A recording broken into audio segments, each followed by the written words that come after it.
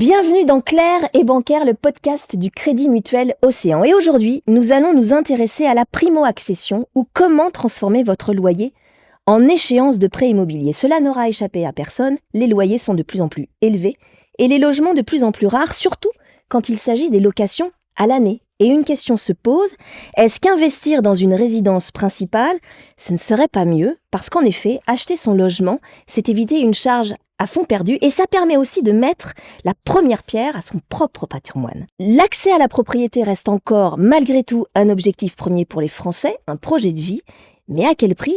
Et tout le monde peut-il le faire? Quelles sont les grandes étapes à respecter dans l'acquisition d'un premier bien immobilier? Y a-t-il des avantages? Y a-t-il aussi des inconvénients?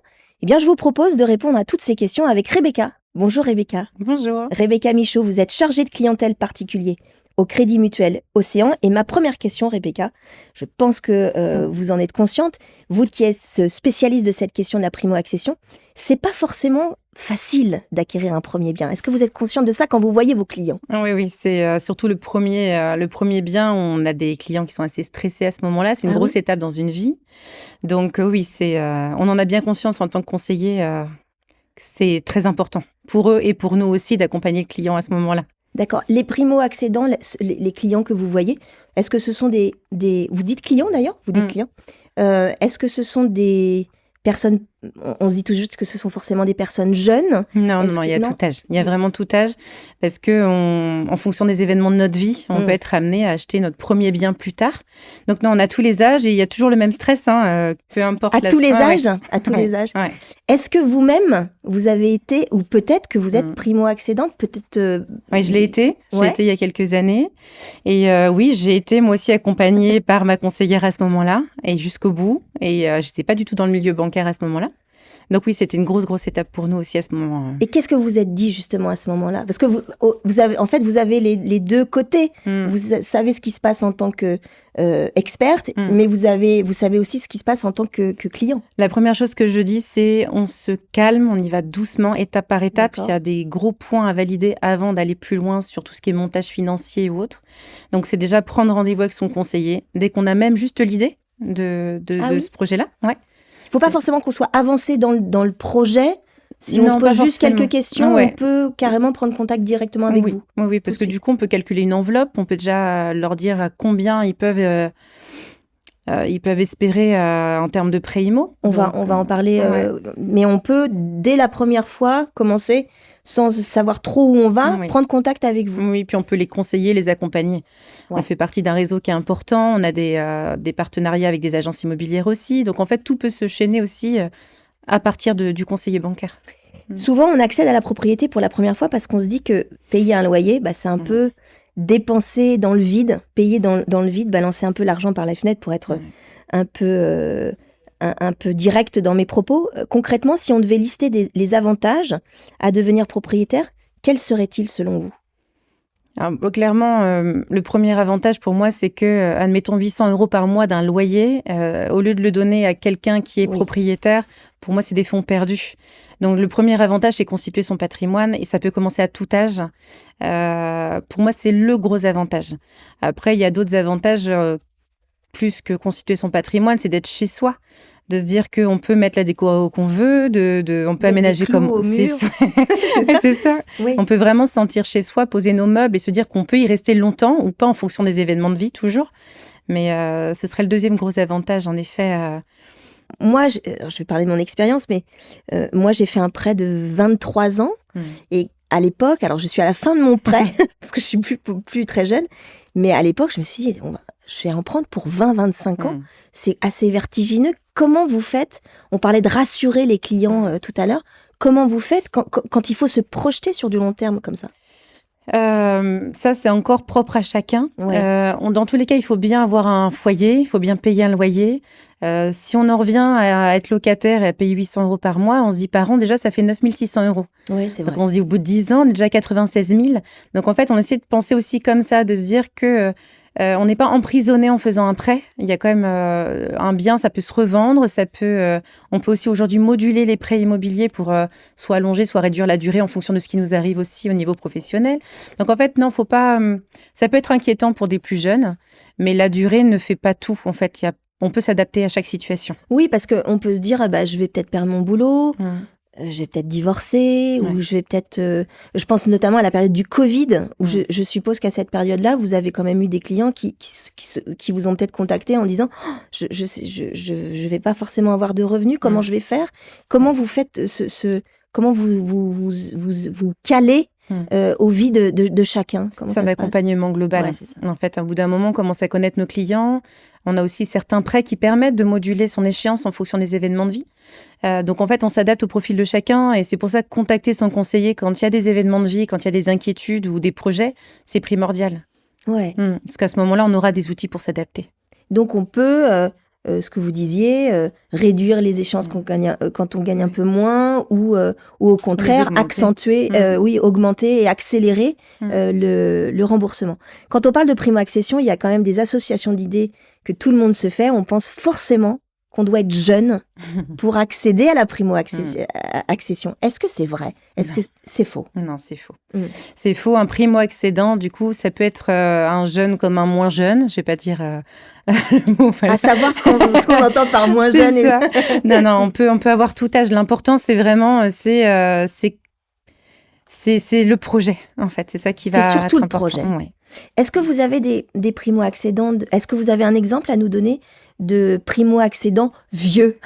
Ma maman. Ouais. Donc voilà, et en fait, tout est possible. À la retraite, on peut encore être un primo-accédant aussi, en fait. Donc, il y a plein de possibilités. La durée sera après ensuite impactée en fonction de l'âge.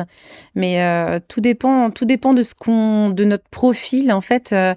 On s'adaptera en fait au profil du client, de ce qu'il est aujourd'hui, de ce qu'il souhaite aujourd'hui, et on essaiera de faire en sorte que ça matche, que ça convienne bien à tout le monde en fait. Est-ce que ça veut dire que votre maman n'a jamais été propriétaire? Ah non. En fait, primo-accédant, c'est une notion où il ne faut pas avoir été propriétaire de sa résidence principale pendant au moins 2 ans. Donc, il faut être locataire de sa résidence principale 2 ans minimum, et on reprend ce statut de primo-accession. Et donc voilà, tout simplement. Et ce qui est bien, alors ce qu'on peut dire aussi, c'est qu'au Crédit Mutuel, mais ça, je vous le dirai dans mon bureau quand vous viendrez faire votre achat, c'est qu'il y a des avantages en étant primo-accédant. Donc, c'est un statut particulier et qui est accessible du coup à tout le monde à partir du moment où on n'a pas été propriétaire pendant 2 ans, tout simplement. Est-ce qu'il vous arrive, quand vous avez un client devant vous, de ne pas refuser, mais d'être un peu sur de faire très attention en disant attendez, c'est peut-être pas trop le moment en ce moment. Est-ce que vous avez la possibilité de dire soyez prudent? On a un rôle de conseiller en fait. On n'est pas que banquier, on est conseiller bancaire et ça c'est primordial aujourd'hui au Crédit Mutuel Océan. C'est vraiment s'adapter et aux clients et aux ratios qui nous sont aussi imposés. Il y a un taux d'endettement qu'on ne pourra pas dépasser, il y a un reste à vivre qui peut être important, c'est-à-dire que combien il me reste une fois que mes charges sont passées. Pour vivre au mois, en fonction du nombre de personnes qu'il y a au foyer aussi. Donc, en fait, notre rôle aussi, c'est de rester... On est dans l'émotion avec le client, mais on doit aussi rester pragmatique pour avoir...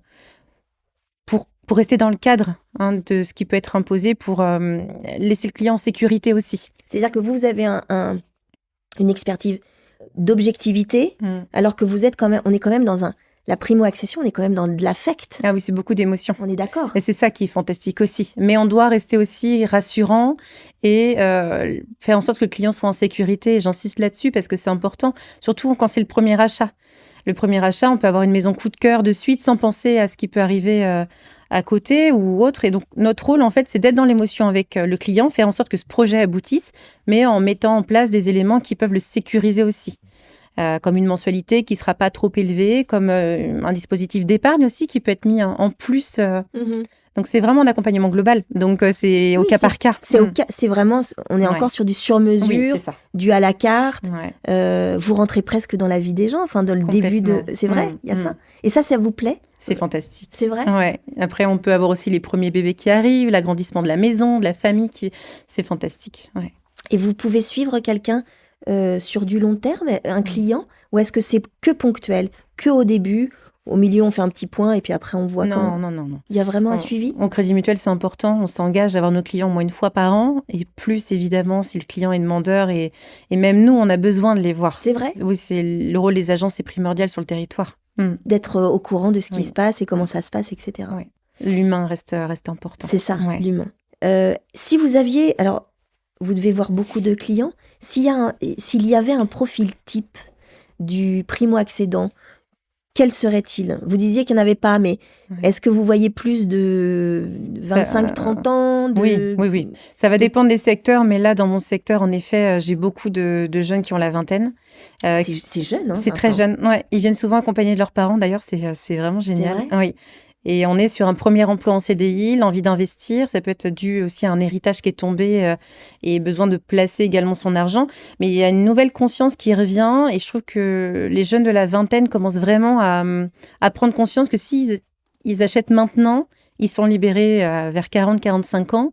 Ils pourront ensuite continuer encore à réinvestir, à augmenter leur patrimoine. Donc oui, en ce moment, j'ai beaucoup de ces jeunes-là. Ouais. Alors qu'on pourrait se dire, pardon, je me fais un peu l'avocat du diable, mais à 20 ans, on peut se dire, je suis attachée à rien, j'ai envie de voyager, j'ai pas forcément envie d'acquérir un bien. Ouais. Et en fait, vous voyez tout le contraire. Ouais, complètement. Est-ce que c'est une notion de sécurité ? Il y a une notion de sécurité. On voit que les parents sont vraiment là aussi dans le conseil avec nous. Il y a aussi ça qui a été amené comme une graine qui aurait été semée, en fait, de se dire qu'aujourd'hui, tu as 20 ans, tu peux te permettre de commencer à acquérir un patrimoine. Et ce qui est bien aussi, c'est qu'ils ont aussi cette conscience de si j'ai envie de voyager, de changer de vie, c'est un bien que je peux louer, en fait. Donc, d'accord. Il y a aussi ça qui est bien quand on achète aussi jeune, c'est qu'on peut s'adapter à tout. Oui, donc on est vraiment sur l'adaptation. Rebecca, ça fait combien de temps que vous êtes dans cette expertise-là de la primo-accession ? Ça fait 3 ans. Est-ce que vous avez vu une évolution de la primo-accession liée aux aléas économiques, géopolitiques. En 3 ans, vous avez vu une évolution. Oui, parce que je suis arrivée après Covid, là où il y a eu le boom des achats et des ventes. Là, aujourd'hui, les taux ont augmenté. Donc, pas mal de clients restent fermés et ont peur d'acquérir un bien parce que les taux ne sont pas les mêmes que pendant le Covid. Mais un taux... ils comparent avec le Covid. Oui. Et ils ont peur du coup de faire une mauvaise affaire. De se faire avoir du fait d'acheter maintenant et d'être sur des taux qui sont un peu plus élevés. Mais un taux, ça peut évoluer. C'est pour ça que le conseiller bancaire doit être un partenaire en fait, tout au long du prêt. Donc oui, ça a changé, les mentalités ont changé par rapport à ça. Mais il y a aussi... On voit un besoin de se sécuriser par l'achat immobilier.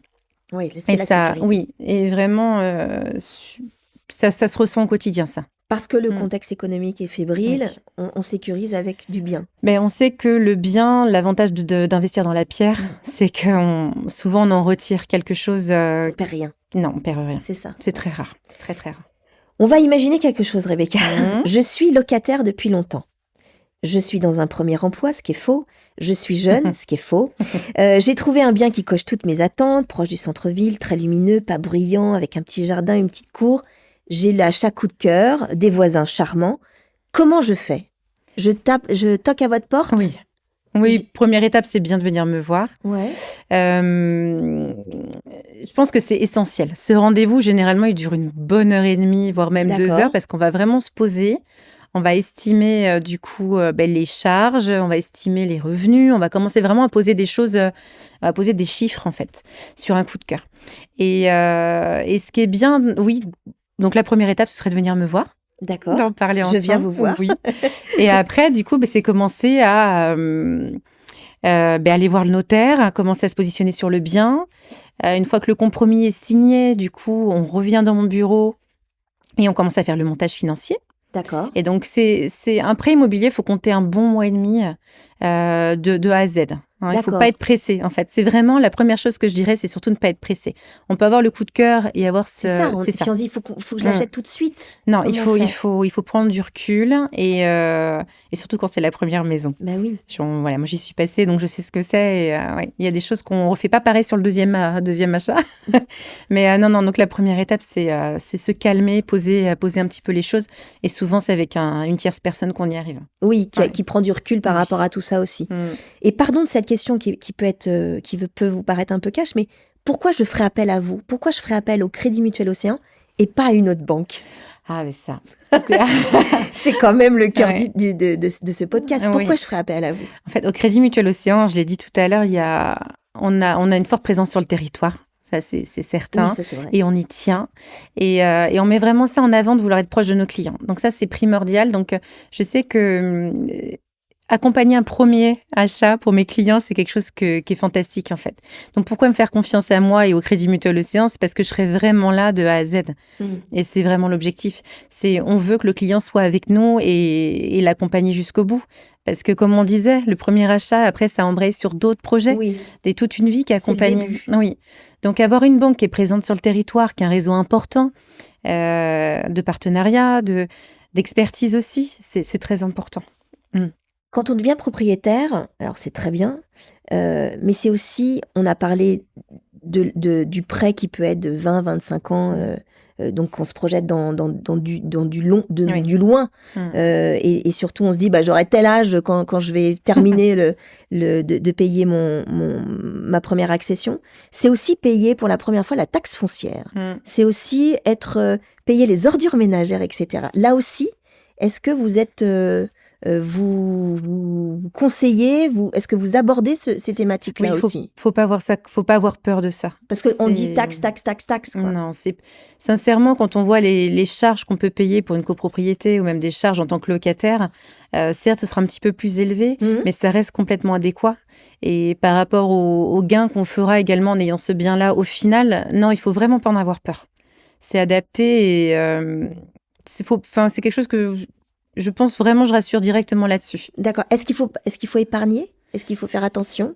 Épargner, pour moi, c'est quelque chose qui est primordial. Pourquoi? Déjà, c'est un comportement de se dire, il m'arrive quoi que ce soit, j'ai pu mettre un petit peu de côté, même si c'est un tout petit peu. Alors, justement, concrètement, un petit peu, ça veut dire quoi? Parce que quand on dit épargne, on se dit il faut en mettre minimum tant. Est-ce que des toutes petites sommes, ça peut être ça au début? Oui, c'est ça. Et en fait, là encore, ça va dépendre du profil. Pareil, dans mon bureau, on calcule une capacité d'épargne en fonction de la situation. Par exemple, le jeune que j'ai financé dernièrement, hébergé chez ses parents depuis déjà 3 ans, en CDI. Quel âge? 23. D'accord. Et ce que je lui disais, c'était vraiment... ce que j'aimerais, c'est aujourd'hui, tu payes pas de loyer, tu es en capacité de mettre quasiment un loyer de côté tous les mois. D'accord. Commence maintenant à mettre en place des éléments. Donc là, il avait la possibilité d'en mettre beaucoup de côté. Et après, en fonction de la situation, j'ai reçu un couple la semaine dernière avec 2 enfants. Et bien, la capacité d'épargne, elle peut être même juste de 45 € par mois. Et en fait, c'est se dire, j'ai ce comportement de mettre de côté. C'est le geste, en fait. Oui, le geste. C'est la mécanique. Oui. Et c'est rassurant et pour le client s'il a un besoin et pour le banquier de voir qu'aujourd'hui, dans la situation, le client sait mettre de côté et c'est se prémunir en cas de besoin. Donc, si je comprends bien, votre travail aussi, c'est de donner des automatismes ou des règles, ou du moins des façons de se dire, tiens, tous les mois, j'avais pas l'habitude de mettre un peu de côté, mais même si c'est pas beaucoup, mais d'enclencher une façon de vivre, mécanisme. C'est un mécanisme. Et un mécanisme sur lequel on peut revenir pareil en cas d'événement de vie. En fait, c'est ça. C'est toujours, mais pour moi, c'est important. L'histoire on impose une somme à chaque achat immobilier. Je l'ai énormément entendu, ça. Il faut absolument avoir 10 000, 15 000. C'est encore faux, en fait. Il faut avoir un apport, c'est bien d'avoir un apport, mais en fonction du profil du client, en fonction de son achat, de son projet, ça peut s'adapter aussi. Donc, c'est pas une obligation d'avoir un apport? C'est pas une obligation, c'est mieux. C'est mieux, évidemment. C'est plus stable, c'est plus... Oui, on va prendre l'exemple d'un... Confortable. Oui, l'exemple d'un jeune couple qui achète, qui n'a pas beaucoup d'apport, ça arrive, et qui, du coup, demande à la banque de financer le bien et les frais. Donc, c'est-à-dire qu'on finance plus que ce que vaut le bien. Voilà. Le couple se sépare et du coup, il reste, la maison se vend au même prix de l'achat, admettons, mais il reste les frais encore. Et donc, ils se séparent, ils se retrouvent chacun avec un restant, on appelle ça une queue de prêt, avec ça qui reste encore, qui les garde liés. Ouais. Ah oui, d'accord. Donc, en fait, l'objectif, c'est d'éviter tout ça. Mais encore une fois, on ne va pas refuser un client parce qu'il n'a pas beaucoup d'apport ou parce qu'il n'en a pas. Je voudrais qu'on revienne sur le fait de pas se... Moi, j'ai encore cette image-là de... J'ai un bien coup de cœur et je vais me précipiter. Non. Vous l'avez dit tout à l'heure, on ne se précipite pas. Non. Même si on a peur que ça nous passe sous le nez, il vaut mieux être prudent. Il vaut mieux être prudent toujours. Et c'est aussi pour ça qu'on intervient. C'est qu'il y a l'émotion qui est très présente et très forte. Et c'est là où nous, on va être dans l'émotion, toujours, mais on va remettre un petit peu de cadre en disant attention, refaire des contre-visites aussi, c'est important. Il faut qu'il y ait les deux. émotion et pragmatisme ensemble. C'est souvent difficile en primo-accession. C'est très difficile, mais même dans toute accession. Oui, dans toute mais accession. surtout en primo-accession. J'ai l'impression que vous êtes quand même, Rebecca, très sensible à ces primo-accédants. C'est quelque chose, c'est comme un accompagnement de vie, en fait, votre travail. Oui, c'est ça. Et au Crédit Mutuel, c'est vraiment quelque chose qui est très important. Vraiment, parce que comme je l'ai dit tout à l'heure, on accompagne nos clients sur le premier achat, ils vont nous faire confiance sur la suite. Et c'est des événements de vie très importants. Et sur lesquels on peut faire évoluer la relation sur 20 ans, 30 ans. Oui, c'est ça, sur plusieurs années. Ouais. Je vais revenir sur la question du bien. Est-ce que le Crédit Mutuel peut m'aider dans mes recherches de biens ? Oui. Et comment alors ? On a des partenariats. Ouais. Donc, on a des partenariats avec des agences immobilières de proximité, proches de l'agence. Et ça, c'est très bien. Et grâce à ça, ça permet à nos clients d'être un peu plus aussi en sécurité et d'être bien accompagnés dans leurs recherches.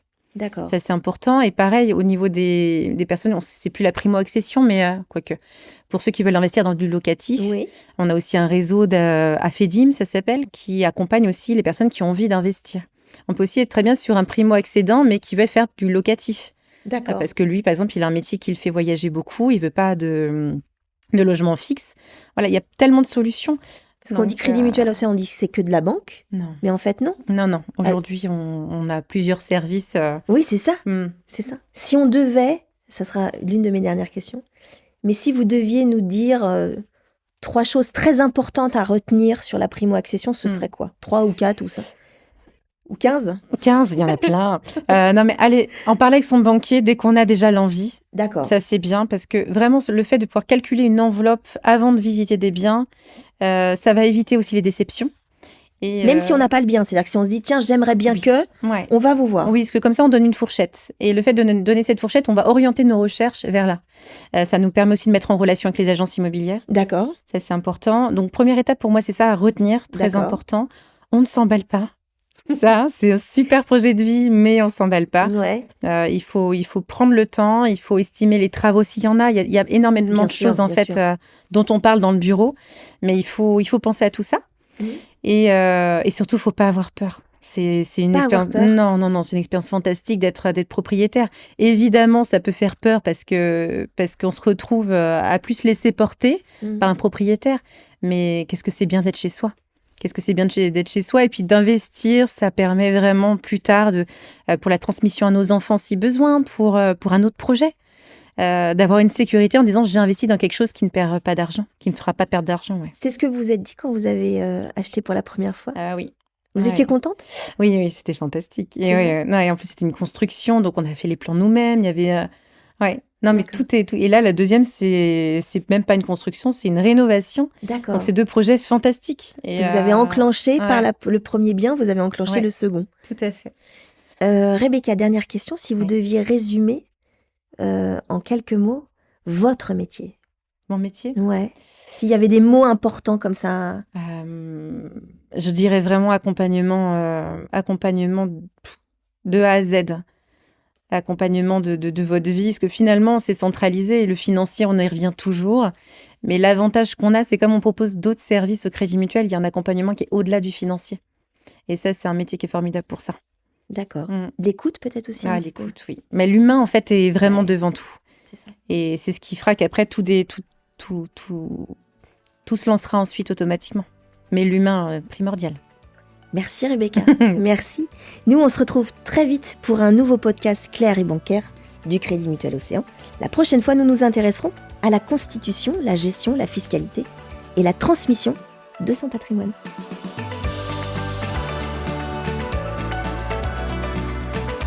Ce podcast vous est proposé par le Crédit Mutuel Océan.